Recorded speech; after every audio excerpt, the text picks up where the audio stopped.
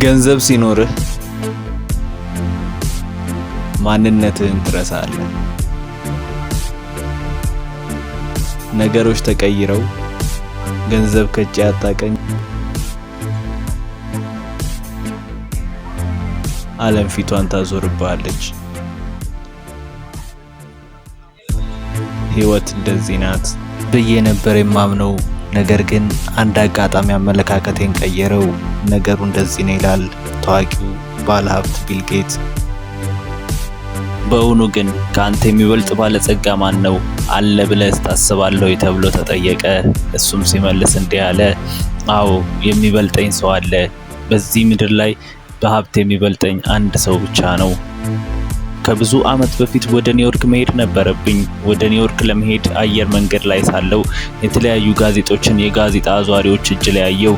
ካዩአቸው ጋዜጦች መካከል አንዱን ወደድኩት። ለመግዛት አስቤ ኪሴ ስገባ ግን ዝርዝር ስላጣው ሳልገዛ ተመልሼ ተውኩት።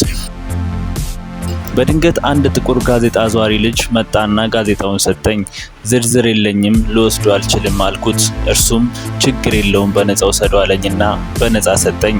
ከ3 ወር በኋላ ተመልሼ በዛው አየር መንገድ ማለፍ ነበረብኝና ሳልፍ አሁንም ድጋሚ ያንን ጋዜጣ አዟሪ ያገኘሁት። አሁንም በነፃ ጋዜጣ ሰጠኝ። እኔም በነፃ ልቀበልህም አልኩት። እርሱም ግድ የለም ከትርፌ ላይ ቀንሳለሁ ውሰድ አለኝና በነፃ ሰጠኝ። ከ19 አመት በኋላ ባለጸጋ ሆንኩኝ።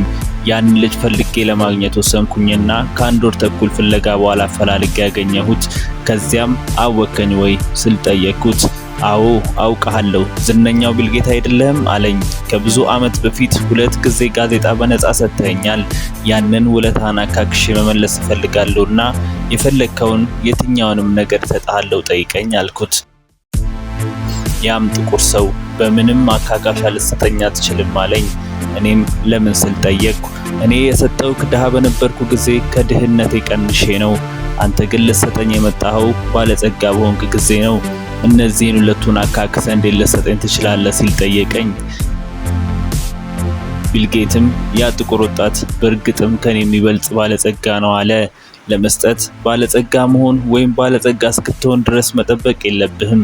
ምክንያቱም መስጠት የልብ ጉዳይ እንጂ የአቅም ጉዳይ ስላልሆነ። አመሰግናለሁ። ቸር ሰንብቱልኝ።